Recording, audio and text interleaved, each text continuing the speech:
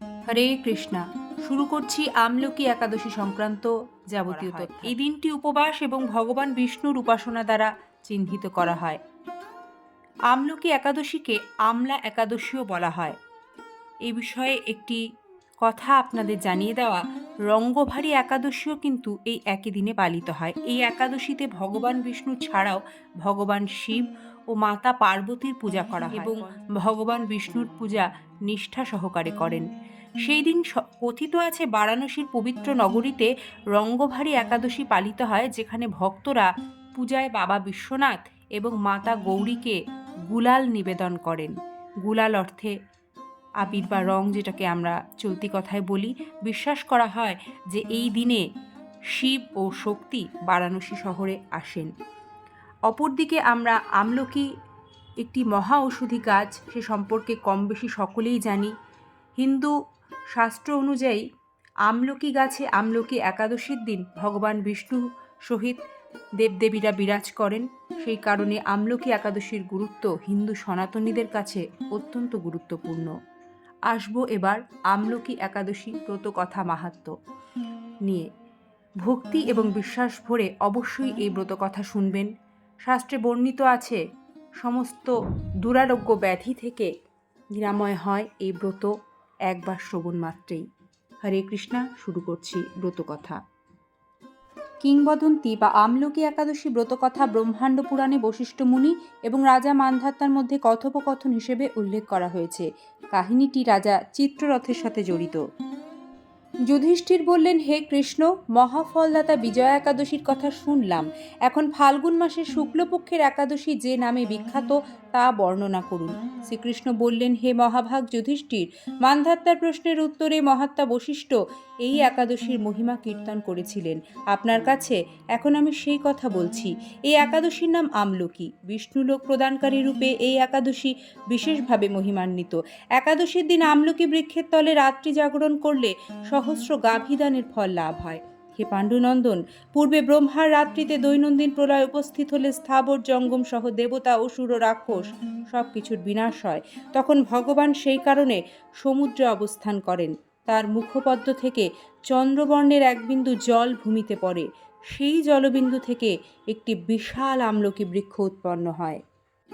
এই বৃক্ষের স্মরণমাত্র গোদানের ফল, দর্শনে তাহার দ্বিগুণ এবং এর ফল ভক্ষণে 3 গুণ ফল লাভ হয়। এই বৃক্ষে ব্রহ্মা, বিষ্ণু আর মহেশ্বর সর্বদা অবস্থান করেন। এর প্রতিটি শাখা প্রশাখা ও পাতায় ঋষি, দেবতা ও প্রজাপতিগণ বাস করেন। এই বৃক্ষকে সমস্ত বৃক্ষের আদি বলা হয় এবং তা পরম বৈষ্ণব রূপে বিখ্যাত। অতএব এই শ্রেষ্ঠ ব্রত সকলেরই পালনীয়। এখনই ব্রতের একটি অদ্ভুত ইতিহাস আপনার কাছে বর্ণনা করছি। প্রাচীনকালে বৈদিশ নামে এক প্রসিদ্ধ নগর ছিল। এই নগরে চৈত্ররথ নামে এক রাজা রাজত্ব করতেন।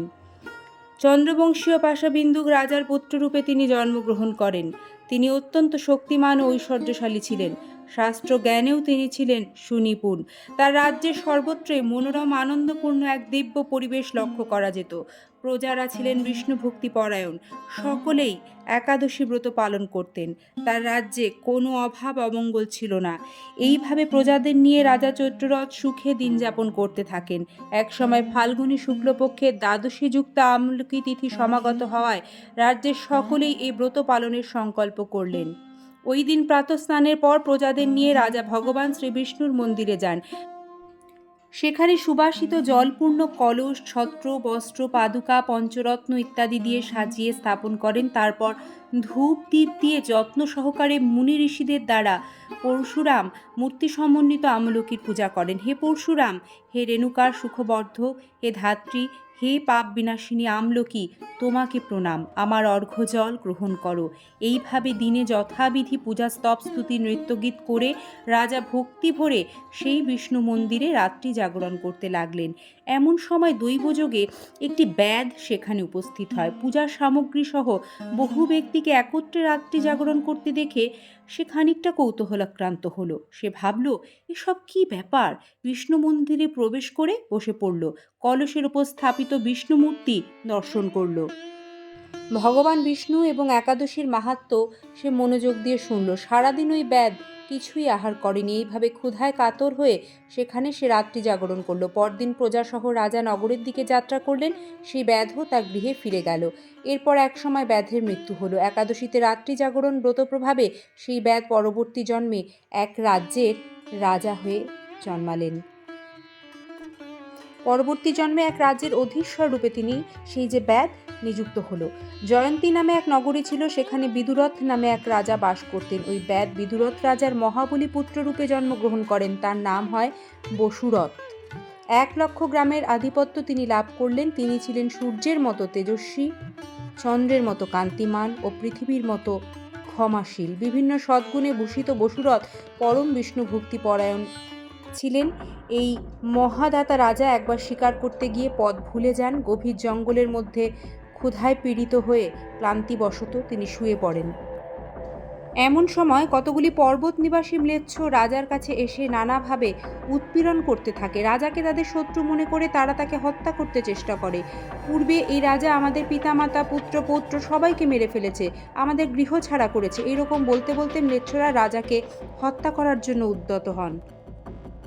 তারা বিভিন্ন অস্ত্রশস্ত্রে তাকে আঘাত করতে থাকে, কিন্তু আশ্চর্যের বিষয় তাদের সকল প্রচেষ্টা ব্যর্থ হয়।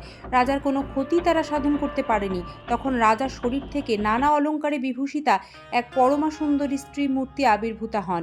মহাশক্তিধারিণী ওই নারী অল্প সময়ের মধ্যেই সকল পাপী ম্লেচ্ছকে নিধন করল।